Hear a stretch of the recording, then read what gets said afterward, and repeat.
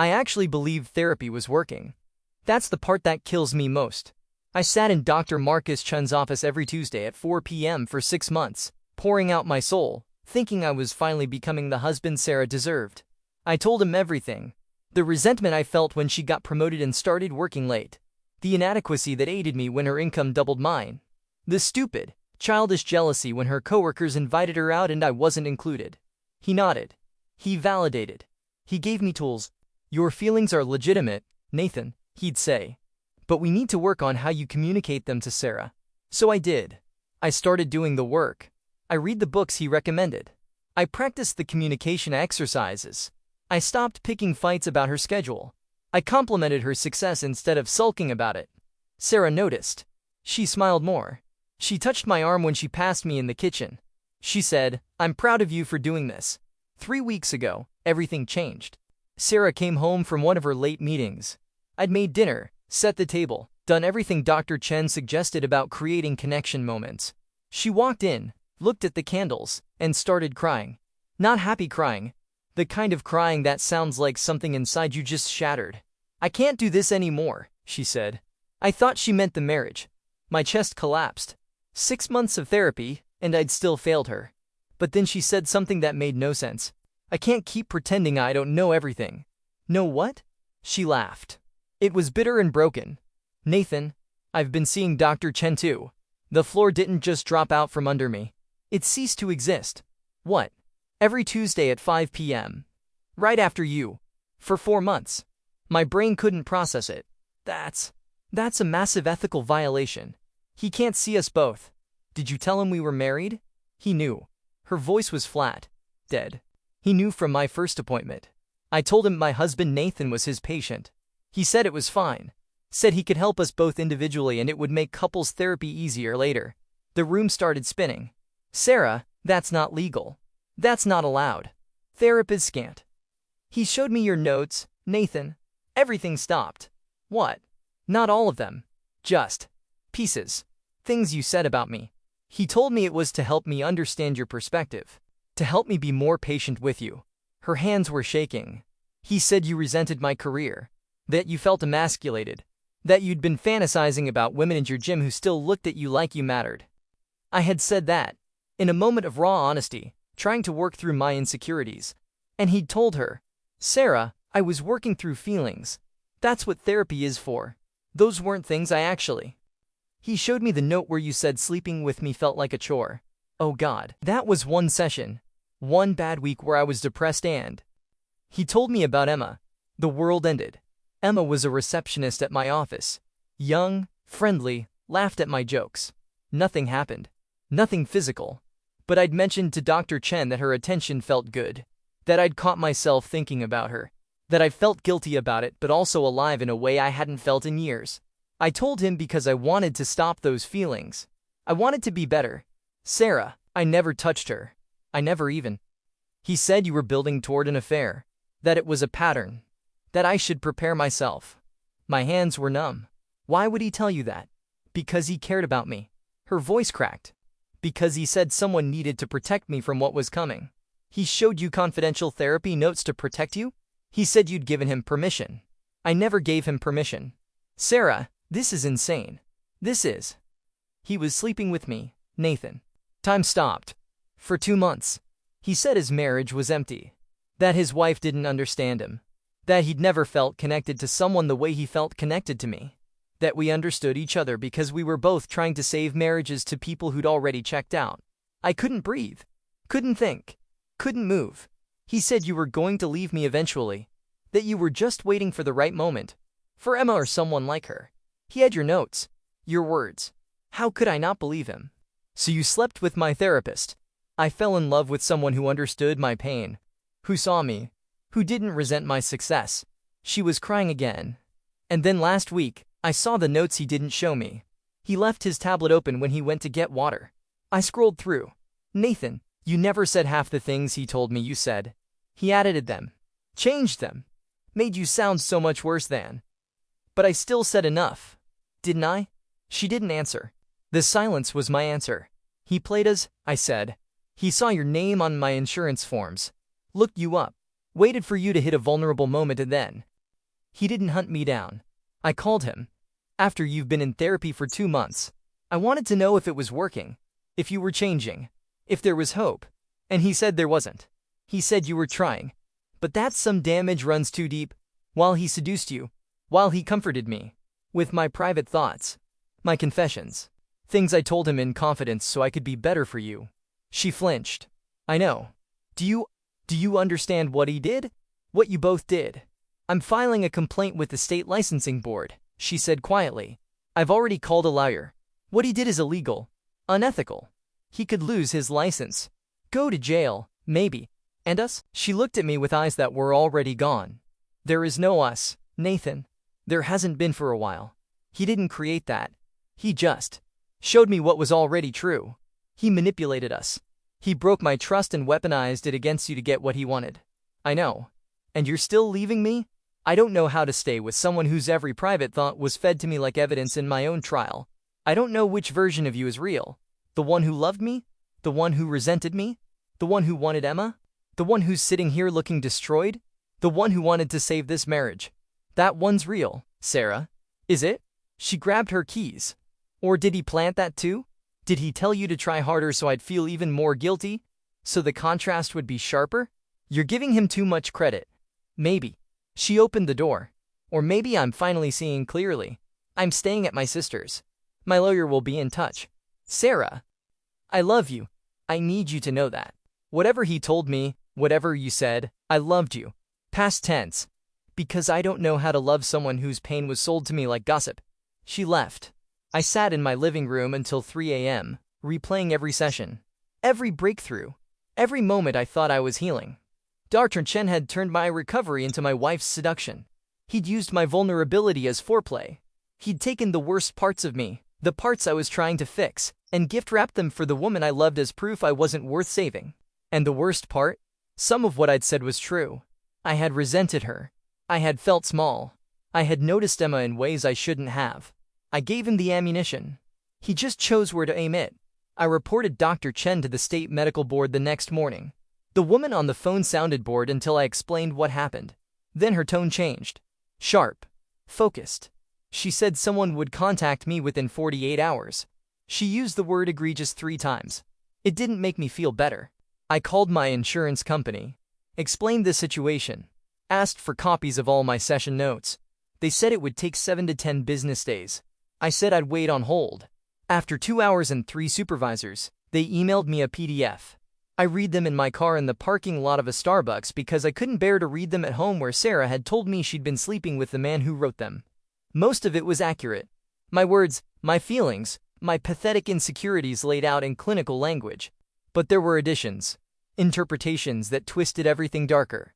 Where I'd said I feel inadequate when Sarah talks about work, he'd written patient expresses resentment toward wife's professional success. Potential for escalation. Where I'd said Emma from work is friendly and it feels nice to be noticed, he'd written patient exhibit signs of emotional affair. Discussed attraction to co-worker. Fantasizes about attention from other women. Where I'd said some days I wonder if Sarah and I are compatible anymore. He'd written patient questions viability of marriage. Appears to be preparing emotional exit strategy. Every vulnerable confession had been weaponized. Every moment of honesty had been annotated with suspicion. And Sarah had read a curated version of this. The worst parts. The most damaging interpretations. With none of the context. None of the growth. None of the but I want to fix this that followed every confession. He'd turned my healing into evidence of my guilt. My phone rang. Unknown number. I answered because I was too numb to care about spam calls. Mr. Harrison? This is Dr. Rebecca Walsh from the State Medical Board Ethics Committee. That was fast. We've received your complaint. I need to ask you some questions. For an hour, I sat in my car and relived every session. Every detail. She asked about Sarah's therapy. About what I found out. About whether Dr. Chen had ever suggested I was paranoid about Sarah's fidelity. He had. Twice. When I'd mentioned she was working late a lot. He'd said I was projecting my own guilt about Emma. Mr. Harrison, we're opening a formal investigation. I need to inform you that this is one of the most serious violations I've encountered in 15 years of doing this job. What Dr. Chen did is called dual relationship exploitation with therapeutic abuse. It's not just unethical. It's criminal in this state. Will he lose his license? If what you're telling me is accurate, he'll lose his license, face criminal charges for breach of confidentiality and potential sexual exploitation under therapeutic authority, and likely be sued into bankruptcy by you and your wife separately. We're getting divorced. Pause. I'm sorry. Are you? Because it feels like the system failed us. He's been practicing for 20 years. 20 years. How many other couples has he done this to? We'll be looking into his entire patient history. Mr. Harrison, I need to ask. Are you safe? Are you having thoughts of harming yourself or others? Was I? I'd thought about driving to Dr. Chen's office. Thought about what I'd say. What I'd do. Then I'd thought about how Sarah would react if I ended up arrested. If I proved I was exactly the unstable, resentful man he'd painted me as. I'm not going to hurt anyone. Good. We'll be in touch. In the meantime, please find a new therapist. You've been through trauma. You need support. After she hung up, I laughed. It echoed in my empty car. Find a new therapist. Pour my soul out to another stranger. Trust them with my damage. Hope they don't use it to destroy what's left of my life. I went home. Sarah's sister Chelsea was there, packing Sarah's things. She looked at me like I was radioactive. She's not here, Chelsea said. And she doesn't want to see you. I know what he did, Chelsea. I know he manipulated both of us. You gave him the material, Nathan. You sat there week after week complaining about my sister while she was working her tail off to keep your shared life afloat. I was in therapy. That's what you do in therapy. You talk about hard things. And fantasize about coworkers? So Sarah had told her. Of course she had. I never cheated. I never even came close. But you thought about it.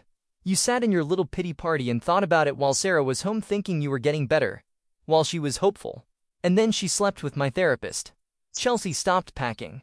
Turned to face me. You broke her first, Nathan. He just picked up the pieces. He showed her edited notes. He lied to her about what I said. Did he lie about Emma? About you feeling emasculated? About you resenting her success? No, but... Then he told her the truth. The truth you were too scared to say to her face. Because I was working through it. Because I wanted to fix those feelings before I burdened her with them. How noble. She zipped a suitcase. Sarah's filing for divorce. She's asked that you not contact her directly. Everything goes through lawyers. We've been married for 6 years. And you've been checked out for at least 2 of them. She's done, Nathan. Let her go. She left with 3 suitcases and the last photo of Sarah and me that had been on the mantle. A picture from our honeymoon in Costa Rica. We looked so happy. So simple. I didn't even recognize us. I called my parents. Told them Sarah and I were separating. My mom cried. My dad asked what I did. I tried to explain. He cut me off. Son, marriages don't end because of therapists. They end because 2 people gave up. What did you do? I went to therapy to save my marriage. And I told him things I shouldn't have had to defend. Private things. Things I was working on. Things Sarah deserved to know. Everyone was on her side. Even my own father. Dad, he slept with her. My therapist used my confidential sessions to seduce my wife. Silence. Then, that's different. That's wrong. But Nathan, if there was something to seduce her with, something was already broken. He was right. I hated that he was right. Work found out 3 days later. Emma stopped talking to me. I hadn't realized Sarah and Emma had met at a company holiday party 2 years ago until Emma called me aside in the break room. Sarah called me, Emma said. Asked if anything happened between us. I told her no. Because nothing did. But Nathan, the fact that she had to ask? The fact that your therapist told her to worry about me? That's messed up. I'm sorry you got dragged into this. Are you? Because from where I'm standing, you put me there. You talked about me in therapy like I was some escape fantasy. I have a boyfriend, Nathan. I've never looked at you that way. I know. I was working through feelings. I don't care. Stay away from me. She transferred departments the following week. HR called me in for a meeting. Asked if there had been any inappropriate conduct. I said no. They said Demo had requested the transfer due to uncomfortable attention. I said I understood. They said maybe I should take some time off. I said I'd think about it. I didn't take time off. I couldn't afford to. Sarah had emptied our joint savings account. Her lawyer said she was entitled to half. Apparently that meant all of it until the divorce was settled. My lawyer said I could fight it. I said I didn't have the energy. The state board investigation moved fast. Dr. Chen was suspended within 2 weeks. It made the local news. Prominent therapist under investigation for ethics violations. They didn't name Sarah or me, but our friends figured it out fast enough. The text started immediately. Is it true? Did Sarah really? Are you okay? Why didn't you say something? I didn't respond to any of them. What was I supposed to say? Yes, my wife slept with my therapist after he showed her my private therapy notes and convinced her I was a terrible husband. Yes, I apparently resented her enough that when her predator handed her evidence, she believed him over me. Yes, I failed so completely at being a man that I drove my wife into someone else's arms while trying to become better for her.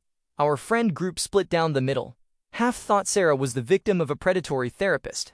Half thought she was a cheater who found an excuse. No one seemed to think we were both victims. No one seemed to understand that Dr. Chen had orchestrated the whole thing. Or maybe they did understand, and I was just the easier one to blame. I drove past Dr. Chen's office one night. The lights were off. A notice on the door said the practice was closed pending investigation. I sat in my car across the street and imagined confronting him. Imagined asking him why. What did he get out of it? Was it just Sarah? Was it the thrill of knowing he'd broken something that was already fragile? A security guard knocked on my window, asked if I was okay. I said I was lost. He said this wasn't a good place to sit. I drove home. Sarah's liar sent the divorce papers. Irreconcilable differences. She wanted the house, the car, half my retirement. She was entitled to it. We'd built everything together. Now she'd take half and I'd keep the emptiness. I signed them in my lawyer's office. He asked if I was sure. I said what choice did I have? He said I could fight harder, make her settle for less, argue that her infidelity voided some of her claims. She was manipulated, I said. So were you. But I'm the one who gave him the ammunition. That's not how this works, isn't it? I signed. He notarized. It was done. 6 years ended with a signature and a filing fee. The state board finished their investigation. Dr. Chen lost his license. He was charged with 3 counts of violating patient confidentiality and 1 count of sexual exploitation under therapeutic authority. Turns out Sarah and I weren't the first couple he'd done this to. There were 2 others. One was still married, holding on, trying to forgive. The other had divorced 5 years ago and never knew why their therapy had made everything worse until the investigation called them. Dr. Chen's wife filed for divorce the day the charges were announced. The news described him as a once-respected therapist whose career ended in scandal. They interviewed one of his former patients who said he'd always seemed so caring, so invested. She couldn't believe it. I could. Because I believed it too. Right up until the moment Sarah told me the truth. Sarah texted me exactly once during all of this. 3 weeks after she moved out. 2 a.m. I'm sorry it ended this way. I stared at those 6 words for an hour. Typed and deleted a dozen responses. Finally settled on, me too. She didn't respond. I didn't expect her to. The divorce was finalized on a Tuesday, exactly 7 months after my first therapy appointment with Dr. Chen. I sat in the courtroom and watched the judge sign the papers that erased our marriage. Sarah didn't look at me. Not once. She left immediately after. I stayed until the bailiff asked me to leave. I went back to my apartment. The one I'd rented after Sarah kept the house. It was small. Cheap. The walls were thin and the refrigerator hummed too loud and it smelled like whoever lived here before me had smoked for decades. But it was mine. The only thing that was just mine. I ordered takeout and ate it cold on the couch. Scrolled through my phone. Past photos of Sarah and me. I should have deleted them. I couldn't. My mom called. Asked how I was. I said fine. She said I didn't sound fine. I said I was surviving. She said that wasn't the same thing. I said it was all I had. Nathan, you need to talk to someone. A different therapist. A support group. Something. I'm done with therapists, Mom. Then a friend. Your father. Anyone. And say what? That I failed so completely at being a husband that a predator barely had to try? That my wife's better off without me? That everyone who knows the story assumes I deserved it? No one thinks you deserved it, honey. Yes, they do. You should see the messages. Well, if he was talking about other women. If she felt neglected. Everyone has a reason why it's my fault. It's not your fault. Then whose fault is it, Mom? Because it sure as hell isn't Sarah's. She was manipulated. And it's not entirely Dr. Chen's, because I gave him everything he needed. She was quiet for a long time. Then, it's grief talking. You're grieving. That's okay. I'm not grieving. I'm realizing. Realizing what? That I'd never trust anyone with my real thoughts again. That vulnerability was just another word for ammunition. That the moment you tell someone who you really are, you give them the power to destroy you. But I didn't say that.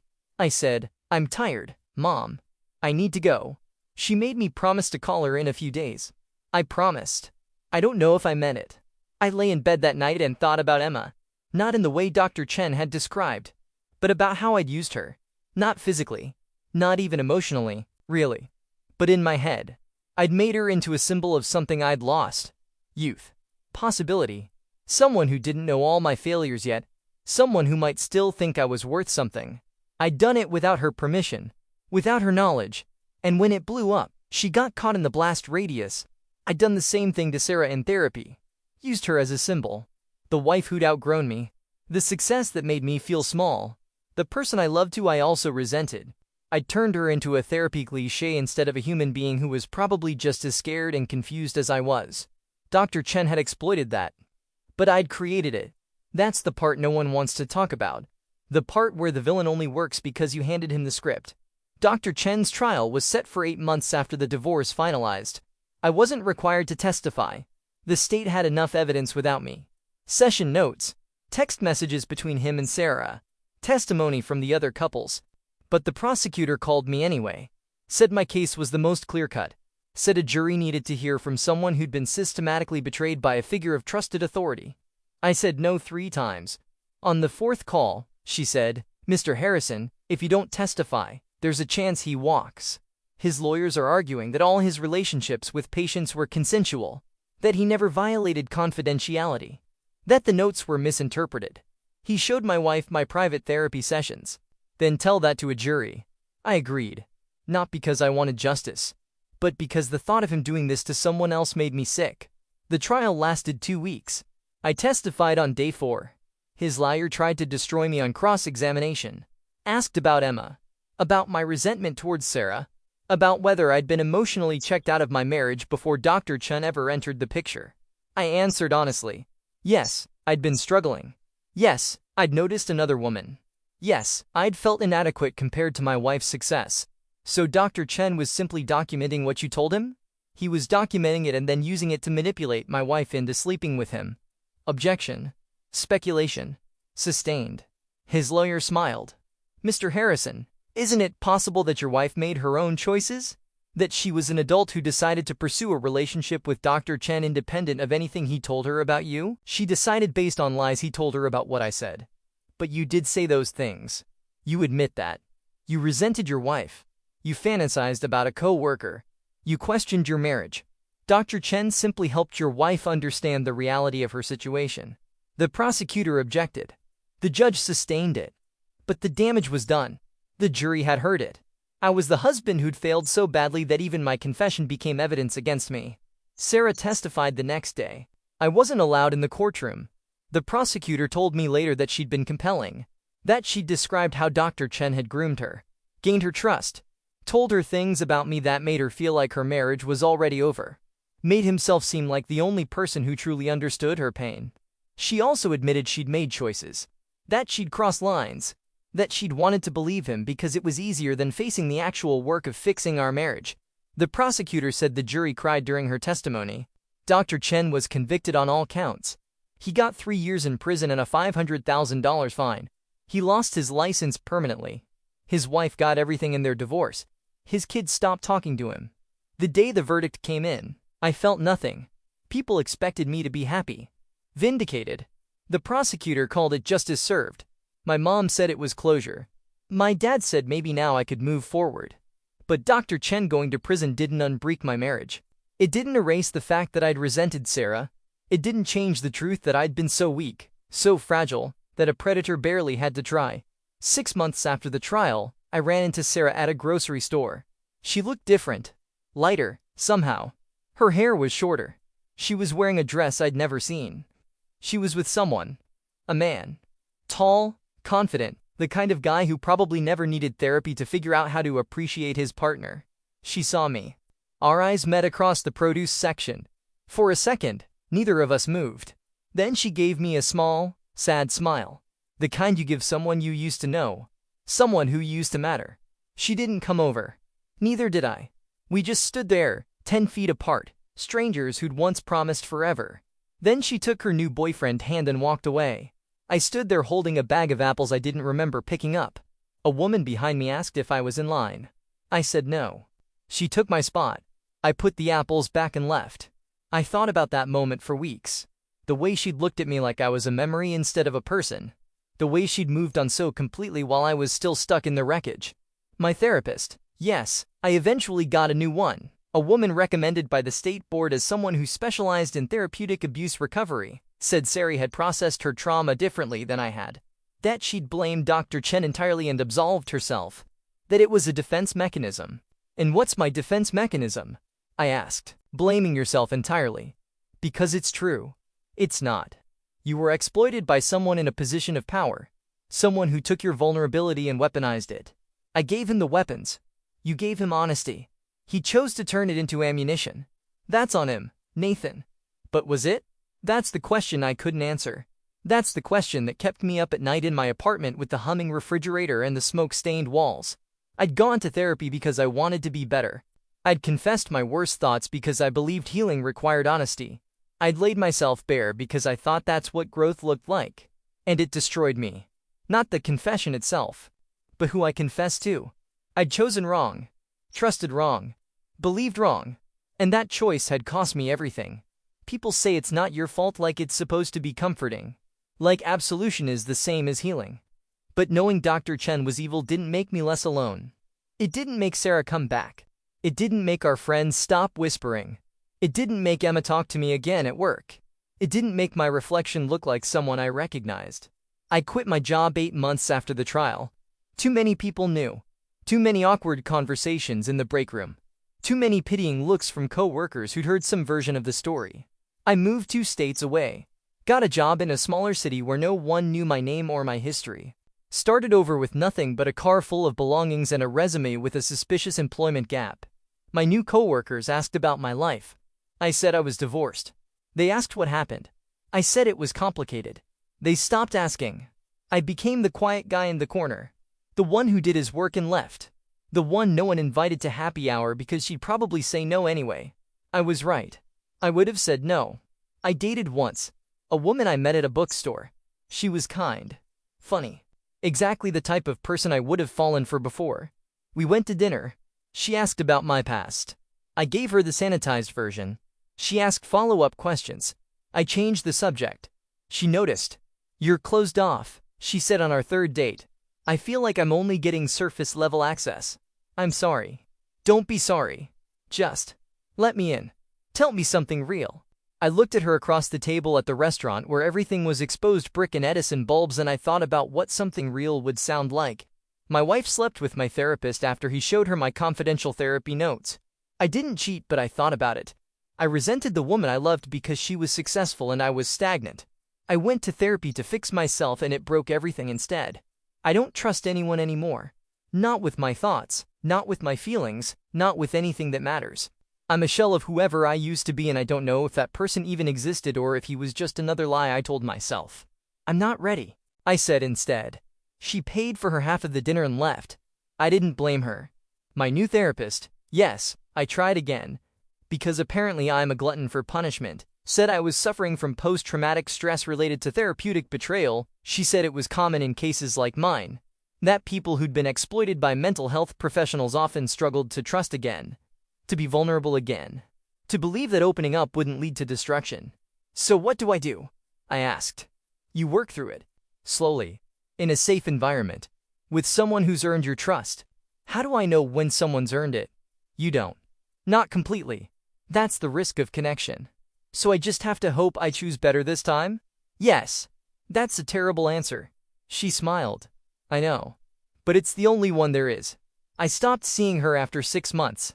Not because she was bad at her job, but because every session felt like standing at the edge of a cliff and being told to jump. Trust me.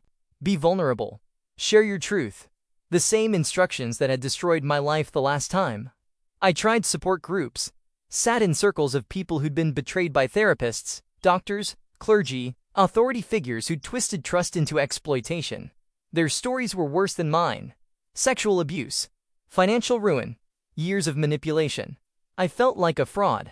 My story was just a cheating wife in a broken marriage. Common. almost boring compared to the real horrors these people had survived. But then a woman in the group, probably 60, with gray hair and tired eyes, said something that hit me like a punch. The worst part isn't what they took from us. It's that they made us doubt ourselves so completely that we can't tell the difference between truth and manipulation anymore. They didn't just betray us. They broke her ability to know what's real. Everyone in the circle nodded, including me. That was it. That was the thing I couldn't name. Dr. Chen hadn't just ruined my marriage. He'd ruined my ability to trust my own feelings. Every thought I had now came with a footnote. But is this real? Or is this just more damage? Am I feeling this because it's true? Or because I'm broken? I stopped going to the support group after 3 sessions. Too raw. Too real. Too much like staring at my own reflection in a dozen broken mirrors. My parents came to visit once.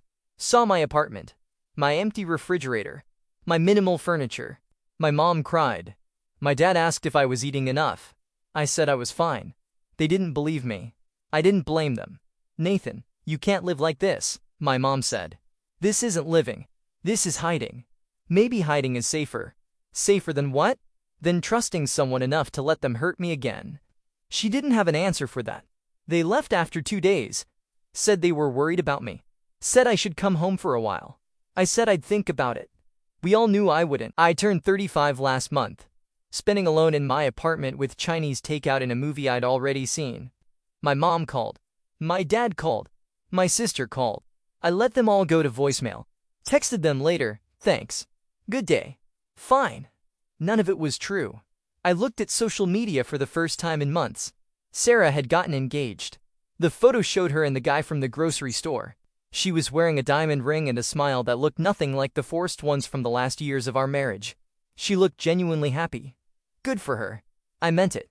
She'd been manipulated by a predator and she'd still managed to move forward. To trust again. To believe in love again. I couldn't even manage to have a conversation with a co-worker without wondering if they'd use it against me someday. Dr. Chung got out of prison early for good behavior, 18 months instead of 3 years. I saw the notification from the victim services coordinator. It made me laugh. Good behavior. The man who'd systematically destroyed multiple marriages through calculated manipulation and exploitation had good behavior. He moved to a different state. Couldn't practice therapy anymore, obviously. Last I heard, he was working in pharmaceutical sales, probably charming doctors and nurses with the same skills he'd used to charm vulnerable patients. I wondered sometimes if he thought about us, me and Sarah and the other couples, if he felt remorse, if he understood the magnitude of what he'd done, or if we were just case studies, successful manipulations, proof of his power. I'll never know. I'll never ask. Because seeing him again would require me to care. And I've spent 3 years teaching myself not to care about anything too much. My mom called last week. Said she was worried. Said I sounded disconnected. I told her I was just tired. She said it was more than that. Said I needed help. I said I'd tried help and it had destroyed my life. That wasn't help, Nathan. That was abuse disguised as help. And how do I tell the difference before it's too late?